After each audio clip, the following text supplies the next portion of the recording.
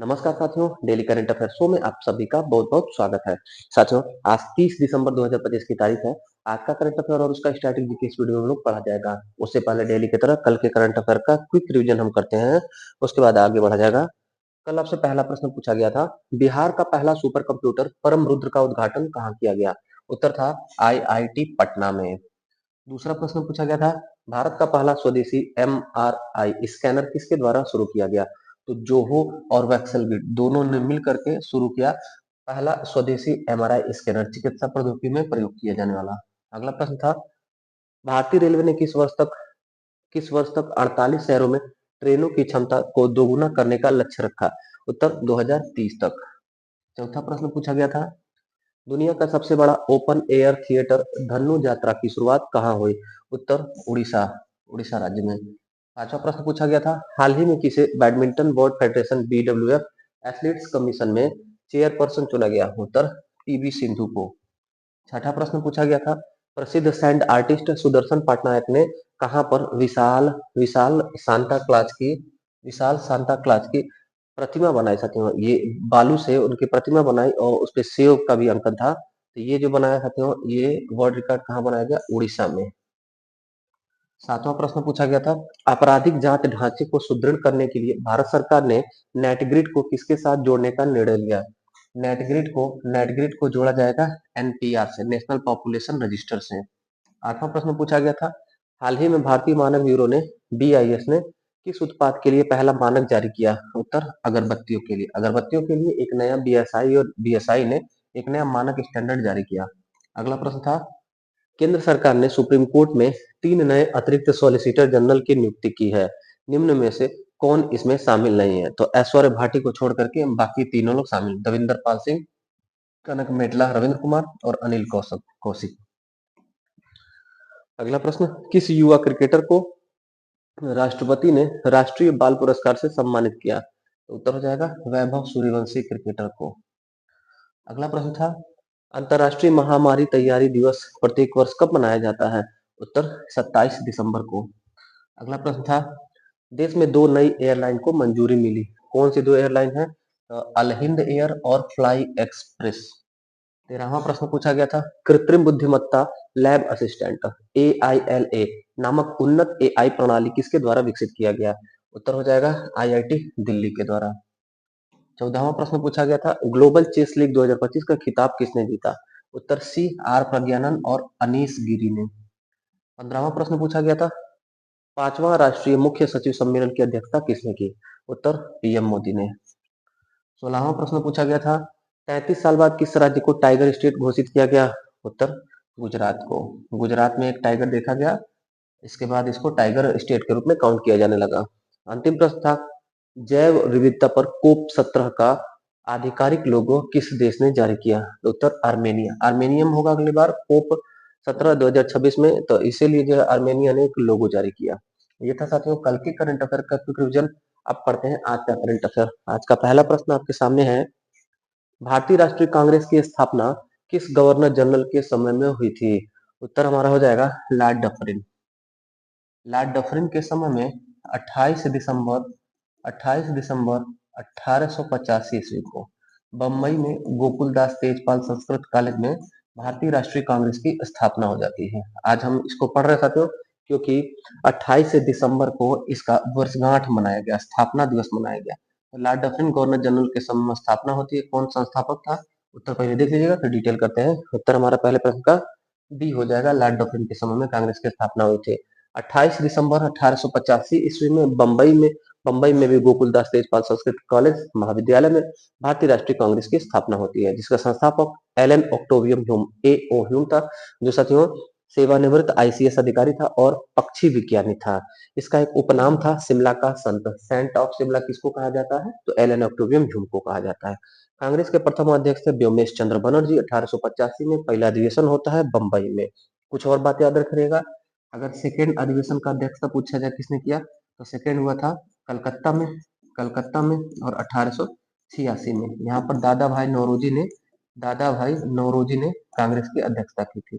उसके बाद साथियों मद्रास में होता है तीसरा अधिवेशन 1887 में। यहाँ पर पहली बार प्रथम मुस्लिम अध्यक्ष कांग्रेस के थे बदरुद्दीन तैयब, बदरुद्दीन तैयब।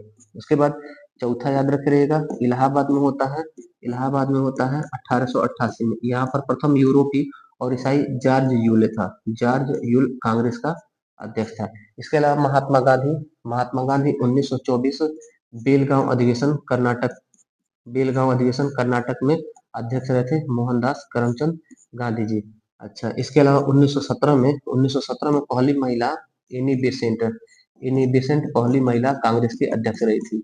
और 1925 में सरोजनी नायडू, सरोजनी नायडू पहली भारतीय महिला जो कांग्रेस की अध्यक्ष रही थी।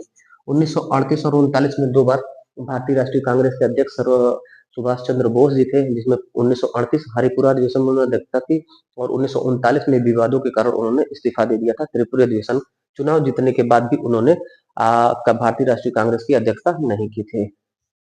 दूसरा प्रश्न देखिएगा, दुलहस्ती जल विद्युत परियोजना जम्मू कश्मीर में किस जिला में स्थित है? दुलहस्ती महत्वपूर्ण साथियों, पहले से भी यह डैम और जल विद्युत परियोजना एस्टेब्लिश है जम्मू कश्मीर में, जम्मू कश्मीर में किश्तवाड़ जिला में, जम्मू कश्मीर में किश्तवाड़ जिला में दुलहस्ती जल विद्युत परियोजना। अभी हम इसको क्यों पढ़ रहे हैं? क्योंकि अभी इसका सेकेंड फेज की शुरुआत हो गई। डिटेल देखिएगा, केंद्र सरकार ने जम्मू कश्मीर के किश्तवाड़ जिले में चिनाब नदी पर दुलहस्ती जल विद्युत परियोजना के दूसरे चरण को मंजूरी दिया है। इसकी क्षमता रहेगी 260 मेगावाट और पूर्व में 2007 में 390 मेगावाट का स्थापित था। ये दूसरा चरण है। पहले भी हम लोग परीक्षाओं में इस क्वेश्चन को देख चुके हैं साथियों। दुलहस्ती परियोजना किस नदी पर है? तो चिनाब नदी पर है। आज हम करंट में पढ़ रहे हैं कि सेकेंड स्टेज का इसका शुरुआत हुआ जम्मू कश्मीर में किश्तवाड़ जिला में। चिनाब नदी पर दुलहस्ती परियोजना 260 मेगावाट क्षमता रहेगा। मेगावाट किलोवाट दो बात याद रखिएगा। विद्युत जो खर्च किया जाता है वो किलोवाट में होता है, विद्युत जो उत्पादन किया जाता है उसको मेगावाट में काउंट किया जाता है। ऐसा प्रश्न आया हुआ कई बार एग्जाम में। देश का सबसे बड़ा जल विद्युत परियोजना अगर पूछा जाए तो अरुणाचल प्रदेश में है सुबनसिरी 2000 मेगावाट का। अरुणाचल प्रदेश और असम की सीमा में है सुबनसिरी, सुबनसिरी नदी पर है। और देश का पहला जल विद्युत परियोजना पूछा जाए तो दार्जिलिंग में है, 1897 ईस्वी में स्थापित हुआ था। दार्जिलिंग पश्चिम बंगाल में 1897 में देश का पहला hydro power corporation, hydro power project establish हुआ था। तीसरा प्रश्न देखिएगा, इसरो का तीसरा लॉन्च पैड कहाँ स्थापित होगा? उत्तर है डी, श्रीहरिकोटा में। इसरो साथियों हमारे देश की स्पेस एजेंसी, अंतरिक्ष एजेंसी है, सरकारी स्पेस एजेंसी है हमारे देश की। इस इसरो का तीसरा लॉन्च पैड स्थापित किया जाएगा श्रीहरिकोटा में ही। देखिएगा, सबसे पहला प्रथम लॉन्च पैड था वो थुम्बा में। पहला लॉन्च पैड केरल के थुम्बा में था, अस्थायी था, टेस्टिंग हुआ था। उसके बाद से वो अस्थायी रूप से था तो फिर बंद हो गया साथियों। उसके बाद पहला पहला और वर्तमान में श्रीहरिकोटा में लॉन्च पैड है इसरो का, जहां से सैटेलाइट को प्रक्षेपित किया जाता है। उसके बाद हम लोगों ने पढ़ा था एक वर्ष के भीतर ही कि सेकेंड लॉन्च पैड बना ये थूथुकुडी कुलशेखर पट्टनम तमिलनाडु में, सेकेंड लॉन्च पैड। और ये भी साथियों श्रीहरिकोटा भी तमिलनाडु और आंध्र प्रदेश की सीमा पर है। आंध्र प्रदेश तमिलनाडु की सीमा पर है। और एक झील है पुलिकट झील, पुलिकट झील, इसी झील के मध्य में स्थित है श्रीहरिकोटा द्वीप। यहीं से पहला लॉन्च पैड जो एस्टेब्लिश है वर्तमान में कार्य करता है, उपग्रहों का प्रक्षेपण किया जाता है। और यहीं पर साथियों तीसरा भी बनेगा। फर्स्ट भी यही है जो कार्यरत है और तीसरा भी यही बनेगा।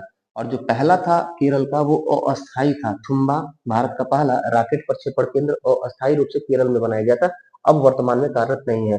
कार्यरत जो लंबे समय से है पहला वाला श्रीहरिकोटा, सेकेंड वाला थूथुकुडी कुलशेखर पट्टनम तमिलनाडु में। और फिर थर्ड हम पढ़ रहे हैं कि तीसरा लॉन्च पैड स्थापित होगा श्रीहरिकोटा में ही, उसी के नजदीक में श्रीहरिकोटा में तीसरा लॉन्च पैड स्थापित होगा। तो श्रीहरिकोटा के बारे में हम कर रहे थे। इसका नाम साथियों सतीश धवन अंतरिक्ष अनुसंधान केंद्र भी है, सतीश धवन अंतरिक्ष अनुसंधान केंद्र पुलिकट झील और श्रीहरिकोटा द्वीप पर है। फर्स्ट और थर्ड दोनों एक ही जगह पे। थोड़ा सा हम इसरो के बारे में देखेंगे साथियों। इसरो इसरो का गठन होता है हमारे देश में 1969 ईस्वी में, और उसी वर्ष में हमारे देश में CISF का भी गठन होता है साथियों, 1969। इसरो के पूछा जाए जनक कौन थे, भारतीय अंतरिक्ष कार्यक्रम के जनक कौन थे? तो विक्रम साराभाई, विक्रम साराभाई भारत में अंतरिक्ष कार्यक्रम के जनक थे। विक्रम साराभाई भारत में अंतरिक्ष कार्यक्रम के जनक विक्रम साराभाई। और इन्हीं के नाम पे साथियों केरल के तिरुवनंतपुरम में एक रिसर्च सेंटर भी है। तिरुवनंतपुरम केरल में विक्रम साराभाई अंतरिक्ष अनुसंधान केंद्र स्थित है। इसरो के वर्तमान में अगर अध्यक्ष पूछा जाए, इसरो के वर्तमान चेयरमैन, वर्तमान अध्यक्ष कौन है, तो आप उत्तर क्या करेंगे, वी नारायणन। वी नारायणन साहब इसरो के वर्तमान में अध्यक्ष या चेयरमैन है। आगे बढ़ जाते हैं। इसरो का हेडक्वार्टर पूछा जाए, इसरो का हेडक्वार्टर तो बेंगलुरु में। लॉन्च पैड अलग हो गया साथियों और हेडक्वार्टर मुख्यालय अलग हो गया। मुख्यालय है बेंगलुरु में और रिसर्च सेंटर एक है तिरुवनंतपुरम में, लेकिन लॉन्च पैड श्रीहरिकोटा में पहला और तीसरा। अगला प्रश्न देखिएगा, हाल ही में किस राज्य सरकार ने ग्रीन टू गोल्ड पहल शुरू किया। ग्रीन टू गोल्ड ये पहल शुरू हुआ है हिमाचल प्रदेश राज्य में। क्या है, पूरा डिटेल लिखिएगा। हिमाचल प्रदेश ने भांग की खेती को बढ़ावा देने के लिए एक नीतिगत परिवर्तन किया है। हमारे भारत में सबसे ज्यादा भांग की खेती हिमाचल प्रदेश ही करता है साथियों। वही हिमाचल प्रदेश ने ग्रामीण अर्थव्यवस्था को मजबूत करने के लिए औद्योगिक भांग की खेती में नीतिगत परिवर्तन किया है। देश में सबसे ज्यादा भांग की खेती करने वाला राज्य हिमाचल प्रदेश ही है। हिमाचल प्रदेश सबसे ज्यादा भांग की खेती करता है, उसी ने अपने यहाँ पॉलिसी में चेंजेस किया है, इस नाते हम इसको करंट अफेयर में पढ़ रहे हैं। कौन सा परिवर्तन करके कौन सा पहल इनिशिएटिव शुरू किया है, ग्रीन टू गोल्ड। आपसे डायरेक्ट परीक्षा में पूछा जाएगा, ग्रीन टू गोल्ड पहल इनिशिएटिव किसके द्वारा शुरू किया गया, तो हिमाचल प्रदेश के द्वारा शुरू किया गया। हिमाचल प्रदेश के वर्तमान में मुख्यमंत्री कौन है, कमेंट में उत्तर करिए। हिमाचल प्रदेश राज्य के मुख्यमंत्री कौन है साथियों। अगला प्रश्न देखिएगा, अगला प्रश्न है, 20 दिनों के संघर्ष के बाद किन दो देशों ने युद्ध विराम घोषित किया। उत्तर हमारा हो जाएगा थाईलैंड और कंबोडिया। दक्षिण पूर्व एशियाई दो देश हैं जहां 20 दिनों तक सीमा विवाद के कारण संघर्ष था और 100 से ज्यादा वहां पर सैनिक और सेना के जवान भी शहीद हो गए हैं। थाईलैंड और कंबोडिया दोनों सीमा साझा करने वाले दक्षिण पूर्व एशियाई देश हैं। 20 दिनों से संघर्षरत थे, युद्ध विराम कर दिया इन्होंने। डोनाल्ड ट्रंप, अमेरिका के प्रेसिडेंट डोनाल्ड ट्रंप के मध्यस्थता के बाद ये युद्ध विराम घोषित हो गया था। देखिएगा, दक्षिण पूर्व एशियाई देश थाईलैंड और कंबोडिया ने 20 दिनों के संघर्ष के बाद युद्ध विराम घोषित कर दिया। युद्ध विराम समझौते पर हस्ताक्षर किसने किया, तो थाईलैंड के जो डिफेंस मिनिस्टर, रक्षा मंत्री हैं, नत्थाफोन नक्रफानित थाईलैंड के रक्षा मंत्री हैं और कंबोडिया के रक्षा मंत्री हैं टी सेहा। इन दोनों लोगों ने युद्ध विराम कागज पर दस्तखत किए, हस्ताक्षर किए। कंबोडिया की राजधानी अगर पूछा जाए, कंबोडिया की राजधानी साथियों नामपेन। कंबोडिया की राजधानी है नामपेन और थाईलैंड की राजधानी है बैंकॉक। थाईलैंड की राजधानी है बैंकॉक। तो हमारे प्रश्न का उत्तर क्या हो जाएगा, 20 दिनों के संघर्ष के बाद थाईलैंड और कंबोडिया में युद्ध विराम हो गया। अगला प्रश्न देखिएगा, सोमालीलैंड को एक स्वतंत्र राज्य के रूप में औपचारिक मान्यता देने वाला दुनिया का पहला देश बना। इंपॉर्टेंट प्रश्न साथियों, अफ्रीका महाद्वीप में एक सोमालिया देश है, नाम सुने होंगे आप। हॉर्न ऑफ अफ्रीका में सोमालिया, इरिट्रिया, इथियोपिया और जिबूती 4 देश पड़ते हैं।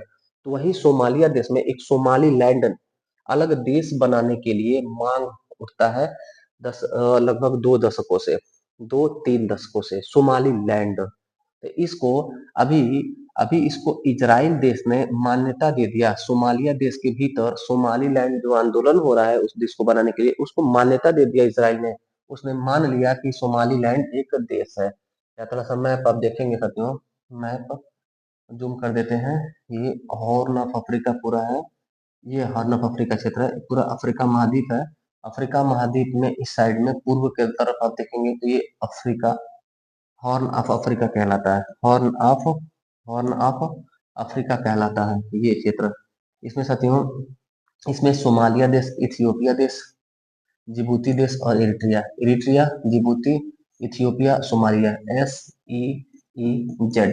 सोमालिया, इरिट्रिया, इथियोपिया और जिबूती, 4 ये देशों को, सीज को हॉर्न ऑफ अफ्रीका कहा जाता है। अफ्रीका का सिंह कहा जाता है। ये अगर आप देखें तो गेंडे के सिंह के तरह बना हुआ प्रायद्वीपीय क्षेत्र है। यहाँ पे अगर इसमें भी आप देखें तो ये साथियों, ये सोमालिया देश है। ये जो हम कवर किए हैं ये सोमालिया देश है। इसी सोमालिया में यहाँ लिखा है सोमालीलैंड। इतना एरिया अलग देश बनाने के लिए सोमालीलैंड नामक देश बनाने के लिए वहां के लोग आंदोलनरत हैं। उसी दौरान इजराइल ने कहा कि हम इसको मान्यता देते हैं। दुनिया का पहला देश बन गया इजराइल, जिसने सोमालिया के भीतर सोमालीलैंड जो आंदोलन हो रहा था देश बनाने के लिए, उसको मान्यता दे दिया। डिटेल देखिएगा। सोमालीलैंड पूर्व ब्रिटिश संरक्षित क्षेत्र है, ब्रिटेन के अंतर्गत था, उसी के द्वारा संरक्षित किया एक क्षेत्र है सोमालीलैंड। और 1991 से 1900 1900 1900 1991 से सोमालीलैंड स्वतंत्र रूप से कार्य भी करता है। इजराइल ने सोमालीलैंड को औपचारिक रूप से मान्यता दे दिया, फॉर्मेलिटी पूरा कर दिया। सोमालिया देश इसका तीव्र विरोध कर रहा है। कोई भी देश विरोध करेगा, उस देश के भीतर एक नया देश बनेगा तो जाहिर सी बात है कोई भी देश विरोध करेगा। सोमालिया के बारे में देखिएगा। सोमालिया अफ्रीका महाद्वीप का देश है जिसकी राजधानी है मोगादिशु और सोमालिया की मुद्रा है सीलिंग और सोमालिया के प्रधानमंत्री है हमजा आब्दी और सोमालिया के राष्ट्रपति अभी हाल ही में बने हैं हसन शेख मोहम्मद। हसन शेख मोहम्मद राष्ट्रपति और हमजा आब्दी वहां के प्रधानमंत्री है। मुद्रा सीलिंग और राजधानी मोगादिशु। करंट में चर्चा में ये देश है तो यहाँ से कुछ भी स्ट्रेटेजी में पूछा जा सकता है। आगे बढ़िएगा। 7वां प्रश्न है साथियों, मंडला पूजा उत्सव किस राज्य में शुरू हुआ? मंडला पूजा उत्सव ये अभी हाल ही में शुरू हुआ साथियों, केरल राज्य में। केरल राज्य में मंडला पूजा उत्सव महोत्सव शुरू हुआ। क्या है ये? डिटेल देखिएगा। केरल में प्रसिद्ध सबरीमाला जो मंदिर है, भगवान अयप्पा का मंदिर है, सबरीमाला अयप्पा मंदिर। इसमें 41 दिनों तक चलने वाला एक जप तप और साधना का उत्सव है। उसी का समापन होता है मंडला पूजा से। केरल के सबरीमाला मंदिर में भगवान अयप्पा के मंदिर में 41 दिन तक उत्सव चलता है। उस उत्सव का समापन 41 दिन बाद मंडला पूजा से होता है। दक्षिण भारत का एक प्रमुख उत्सव है मंडला पूजा केरल में। इसके अलावा साथियों सबरीमाला मंदिर हमारी परीक्षाओं में चर्चा में रहता है। इसको देखिएगा। सबरीमाला मंदिर और शनि षणमुगम मंदिर और कार्तिकेय मंदिर, ये 3 ऐसे मंदिर हैं हमारे भारत में जहां पर महिलाओं को या तो प्राचीन काल से या तो मध्यकाल या तो आधुनिक काल से और सबरीमाला मंदिर में 400 सालों से महिलाओं का प्रवेश निषेध है, महिलाओं का प्रवेश वर्जित है। ये हम क्यों पढ़ रहे थे? क्योंकि क्योंकि इस पर सुप्रीम कोर्ट ने डिसीजन भी दिया था। एक महिला है भूमाता ब्रिगेड, इनका उपनाम है, उपाधि है भूमाता ब्रिगेड। भूमाता ब्रिगेड किसको कहा जाता है? तृप्ति देसाई को। तृप्ति देसाई भूमाता ब्रिगेड उपनाम इनको दिया गया। ये जो है महिला आंदोलन करता है। ये साथियों सुप्रीम कोर्ट में इन्होंने एक पीआईएल दाखिल किया था कि हमारे देश में जो 3 मंदिर हैं जहां पर महिलाओं को प्रवेश नहीं दिया जाता है और सबरीमाला मंदिर में 400 वर्ष से प्रवेश नहीं दिया जा रहा था, तो इस मंदिरों में महिलाओं को भी प्रवेश दिया जाए, ऐसा सुप्रीम कोर्ट में इन्होंने पीआईएल दाखिल किया। सुप्रीम कोर्ट ने निर्देश भी दिया कि महिलाओं को इस मंदिर में प्रवेश दिया जाए साथियों। कारण क्या था इस मंदिर में, तीनों मंदिर में प्रवेश न दिए जाने का? माना जाता है कि यहाँ के देवता ब्रह्मचारी हैं, ब्रह्मचारी देवता होने के कारण इन मंदिरों में महिलाओं का प्रवेश वर्जित था। सुप्रीम कोर्ट के निर्देश के डायरेक्शन के क्रम में हमारी परीक्षाओं में ये प्रश्न था, तो आप लोकेशन ध्यान से देख रहिएगा। सबरीमाला मंदिर केरल में जिसके बारे में हम करंट पढ़ रहे हैं, शनि षणमुगम मंदिर महाराष्ट्र में है, कार्तिकेय मंदिर राजस्थान में है पुष्कर में। पुष्कर में जहाँ पर ब्रह्मा जी का एकमात्र मंदिर स्थित है, पुष्कर झील, हाँ पुष्कर ब्रह्मा जी का मंदिर, कार्तिकेय मंदिर भी वहीं पर है। कार्तिकेय मंदिर भी ब्रह्मचारी मंदिर माना जाता है, महिलाओं को परंपराओं के आधार पर महिलाओं को प्रवेश नहीं दिया जाता है। और साथियों ये पुष्कर किस जिला में है? तो अजमेर जिला में, अजमेर राजस्थान में पुष्कर स्थित है, वहां पर कार्तिकेय मंदिर है। अगला देखिएगा। विश्व की सबसे लंबी एक्सप्रेसवे सुरंग किस देश में बनाई गई? विश्व की सबसे लंबी एक्सप्रेसवे सुरंग अभी हाल ही में बनाया है चीन ने। लगभग 22 किलोमीटर लंबा एक सुरंग बना दिया इसने, और एक्सप्रेसवे में, सड़क नहीं है ये, एक्सप्रेसवे सुरंग है मेरे साथियों, टनल है। देखिएगा ये तस्वीर आप सामने देख रहे हैं, विश्व की सबसे लंबी एक्सप्रेसवे सुरंग बनाई गई है चीन में। डिटेल देखिएगा। दुनिया का सबसे लंबा एक्सप्रेसवे सुरंग चीन के सिंजियांग प्रांत में बनाया गया, जिसकी कुल लंबाई 22.13 किलोमीटर है। दुनिया का सबसे लंबा एक्सप्रेसवे सुरंग चीन देश ने बनाया सिंजियांग प्रांत में। ये था साथियों आज का 8 महत्वपूर्ण करंट अफेयर। कैसा लगा आपका क्लास? फीडबैक जरूर दीजिएगा। वीडियो पसंद आए तो वीडियो को लाइक जरूर करिएगा। बाकी कोई भी क्वेरी, कोई भी प्रश्न, कोई भी डाउट होगा तो कमेंट जरूर करिएगा। मिलते हैं फिर अगली क्लास में, तब तक के लिए धन्यवाद। जय हिंद।